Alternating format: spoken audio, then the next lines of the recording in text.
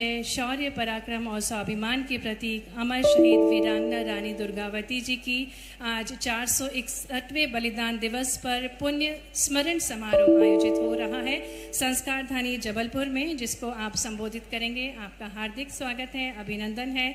साथ ही में मंच पर उपस्थित माननीय जनजातीय मंत्री माननीय कुंवर विजय शाह जी, माननीय लोक निर्माण मंत्री श्री राकेश सिंह जी, माननीय पंचायत एवं ग्रामीण विकास मंत्री श्री प्रहलाद पटेल जी, माननीय राज्य मंत्री संस्कृति विभाग श्री धर्मेंद्र लोधी जी, माननीय महापौर श्री जगत बहादुर सिंह जी, माननीय सांसद महोदया जी श्रीमती सुमित्रा वाल्मीकि जी, माननीय विधायक श्री अजय विश्नोई जी, माननीय विधायक श्री अशोक ईश्वर दास रोहाणी जी, माननीय विधायक श्री सुशील तिवारी जी, माननीय विधायक श्री अभिलाष पांडे जी, माननीय विधायक श्री संतोष बड़करे जी, माननीय विधायक श्री नीरज सिंह जी, माननीय श्रीमती आशा मुकेश गोटिया जी, साथ ही में प्रमुख सचिव ई रमेश कुमार जी, आप सभी का हार्दिक स्वागत है, अभिनंदन है। और जैसा कि ज्ञात है हम सभी को, आज का दिन बहुत ही विशेष है क्योंकि वीरांगना रानी दुर्गावती जी को शहादत को स्मरण करने के लिए ये विशेष अवसर है। आज के कार्यक्रम की शुरुआत हम सबसे पहले करेंगे। एक लघु नाटिका की आपके समक्ष प्रस्तुति की जाएगी नाट्य लोक सांस्कृतिक एवं सामाजिक संस्था जबलपुर द्वारा। आज इस मंच पर जबलपुर शहर रंगमंच के कलाकार प्रस्तुति करने जा रहे हैं विश्व की श्रेष्ठतम वीरांगना रानी दुर्गावती के ऊपर केंद्रित लघु नाटिका रानी दुर्गावती। नाटक में वीरांगना रानी दुर्गावती द्वारा किए गए सराहनीय कार्यों को प्रस्तुत किया जाएगा। नाटक में यह भी दर्शाया जाएगा वीरांगना ने किस तरह अकबर और उसके खास अफजल खान से युद्ध लड़ा और उन्हें खदेड़ बाहर किया, और अंत में इस आशय के साथ कि उनकी देह को दुश्मन हाथ भी ना लगा सके, वीरांगना रानी दुर्गावती ने आत्मघात कर अपने प्राणों को त्याग दिया और अपनी मातृभूमि के लिए बलिदान दिया। प्रस्तुत है आपके समक्ष लघु नाटिका। आइए तालियों के साथ हम कलाकारों का स्वागत करें।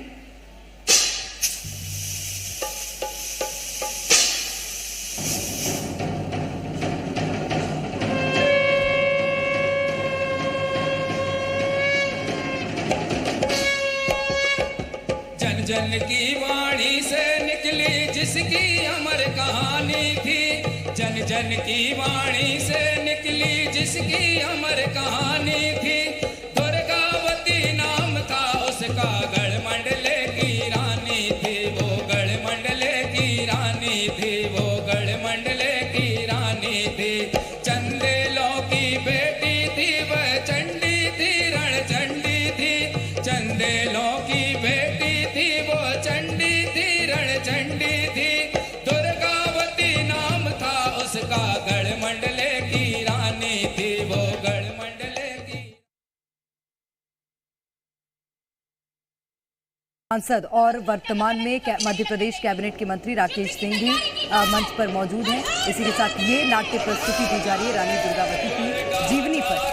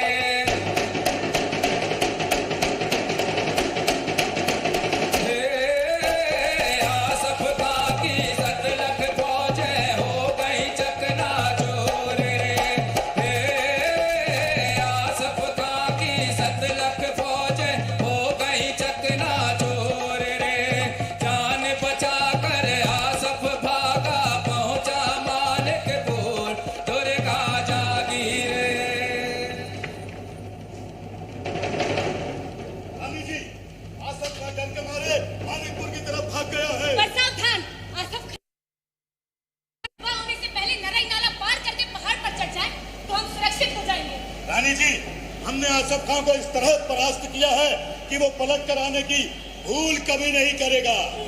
ठीक है, तब आप सभी लोग विश्राम कीजिए और मैं भी यही मदन महल में ही विश्राम करूंगी। रानी जी, आसफ खान को हराकर उसकी जीत की खुशी में हमारे सैनिक कुछ नाच गाने करना चाहते हैं। क्यों नहीं? मदन महल मां बैठे दुर्गा रानी हो, बैठे दुर्गा रानी, सब सोना बतो दुर्गा के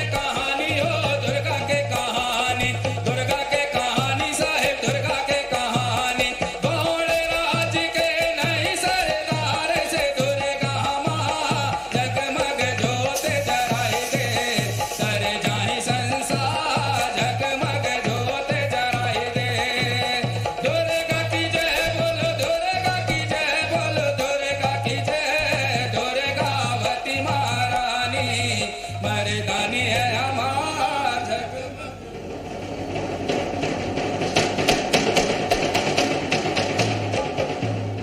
बोलो मदन सिंह, क्या खबर लाए हो? ऐसी खबर लाया हूँ हुजूर, सुन के आपके होश उड़ जाएंगे। पहेलियां मत बुझाओ, सीधी बात बताओ। रानी दुर्गावती की सेना नरई नाला पार करके पहाड़ चढ़ने की कोशिश कर रही है हुजूर। तो क्या हुआ? सुबह तक हमारी फौज आ जाएगी, गोला बारूद सब आ जाएगा, उसके बाद हम उस रानी और उसके राज्य को नस्तनाबूद कर देंगे। नहीं हुजूर, एक बार वो पहाड़ चढ़ गए तो फिर उनको हराना नामुमकिन है। तो फिर क्या करे मदन सिंह? मेरे पास एक योजना है हुजूर। कैसी योजना? हुजूर, नरई नाला के पास एक जलाशय है, जलाशय में एक बांध बंधा हुआ। अगर हम उस बांध को तोड़वा दें तो नाले में बाढ़ आ जाएगी और रानी की सेना पहाड़ नहीं चढ़ पाएगी। अब फिर रानी को हम चारों तरफ से घेर भी सकते हैं हुजूर। मदन सिंह, अगर तुम्हारी ये योजना सफल रही तो तुम्हें माला माल कर दिया जाएगा। शुक्रिया हुजूर। तुरंत अपनी सेना भिजवाकर उस बांध को तोड़वा दो। जी हुजूर।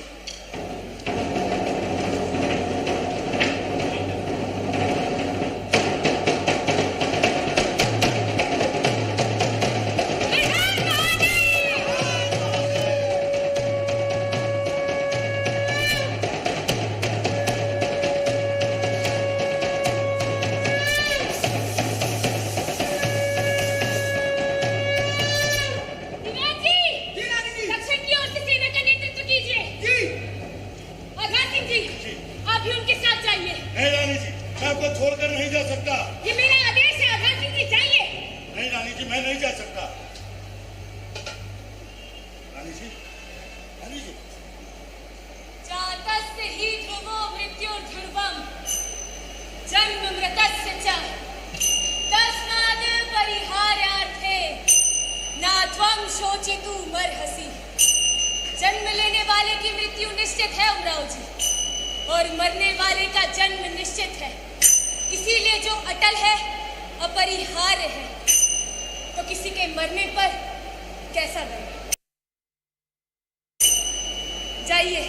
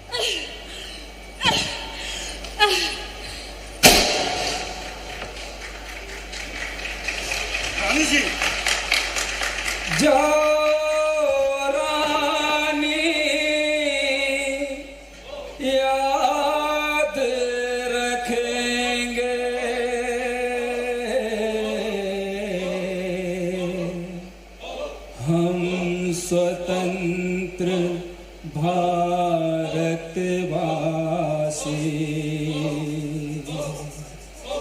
तेरा यह बलिदान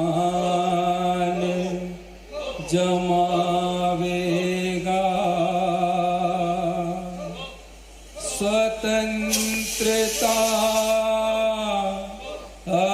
अविनाशी।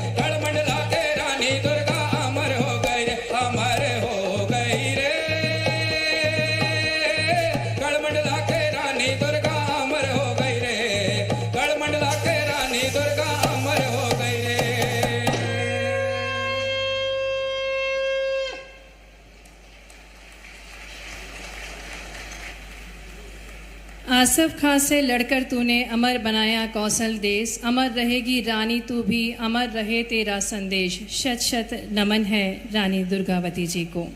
और अब मैं ससम्मान आग्रह करना चाहूँगी मध्य प्रदेश शासन के लघु निर्माण मंत्री माननीय श्री राकेश सिंह जी से कि वे अपने विचारों से हम सभी को कृतार्थ करें। आइए जोरदार तालियों के साथ हम आग्रह करें माननीय श्री राकेश सिंह जी से कि वे उद्बोधन देने की कृपा करें।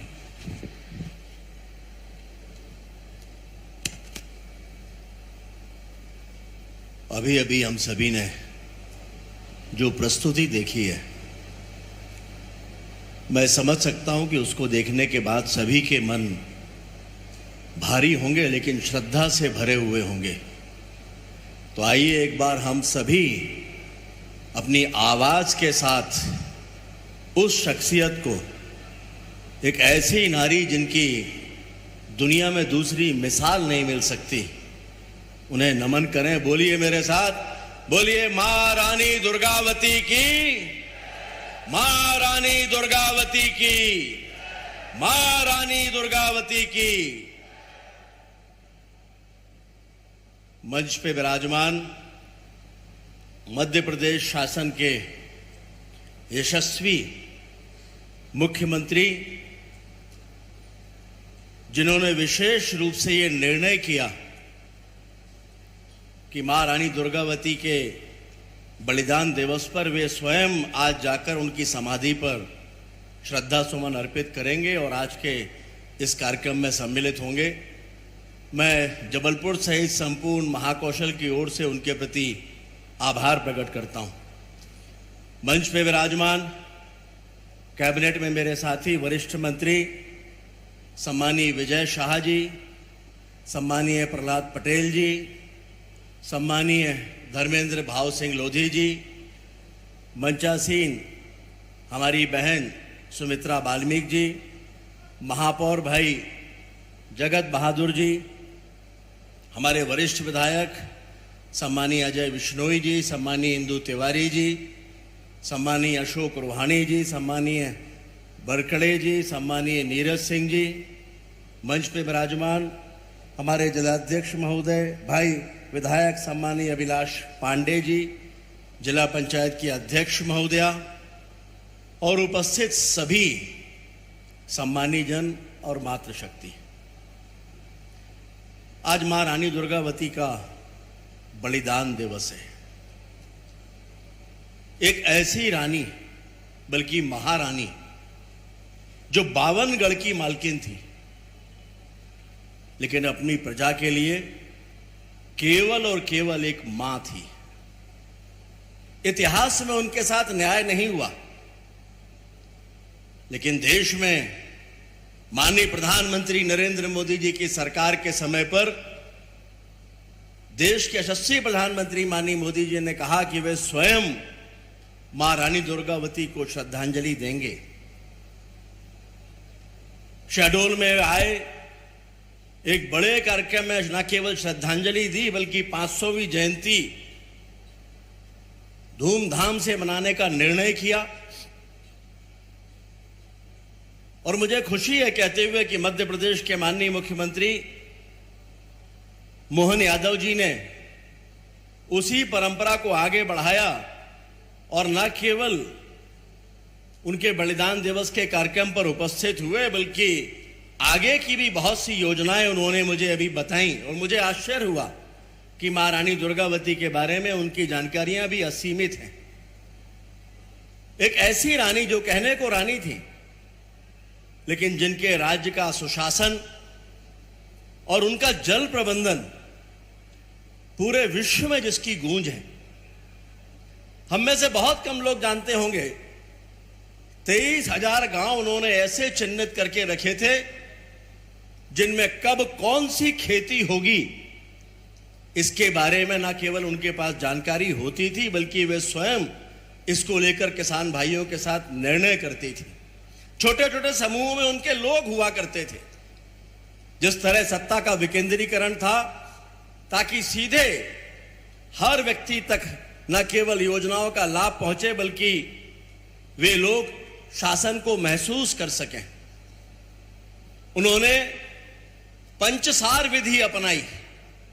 पंचसार विधि तालाब बनते हैं, लेकिन पंचसार विधि से बनने वाले तालाब 5-5 तालाबों के समूह हैं, जिनमें 5 तालाब एक साथ ऐसी स्थिति में होंगे कि जब पानी की कमी भी होगी तब भी वो एक दूसरे को पानी का पोषण करते रहेंगे और जनता को और लोगों को पानी की कमी नहीं होगी। इस तरह से 52 ताल 84 तलैया ये महारानी दुर्गावती ने यहां बनवाए थे। 52 युद्ध महारानी दुर्गावती ने जीते हैं, 52 युद्ध लड़ी हैं। केवल 16 साल के शासन में 51 जीते।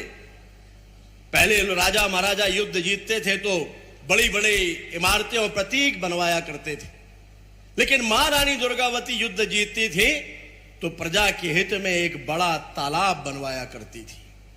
और ऐसे करके 52 तालाब 84 तलैया, ना जाने कितनी बावड़ियां उन्होंने बनाई। और आज हम कह सकते हैं कि देश में भारतीय जनता पार्टी की सरकार ही ऐसी सरकार है जो उनके आदर्शों पर, उनके बताए हुए रास्ते पर चलकर न केवल जनजाति भाई और बहनों बल्कि संपूर्ण समाज को कैसे सरकार की उपस्थिति का आभास हो सकता है, कैसे वो सरकार को महसूस कर सकता है, उस रास्ते पे भारतीय जनता पार्टी की सरकार केंद्र में माननीय मोदी जी के नेतृत्व में और मध्य प्रदेश में माननीय मोहन यादव जी के नेतृत्व में निरंतर आगे बढ़ रही। विस्तार से माननीय मुख्यमंत्री जी योजनाओं से लेकर बाकी सारे विषयों पर चर्चा करेंगे। मैं तो इतना ही निवेदन करना चाहता हूं माननीय मुख्यमंत्री जी कि पिछले कुछ वर्षों में मां रानी दुर्गावती जी को लेकर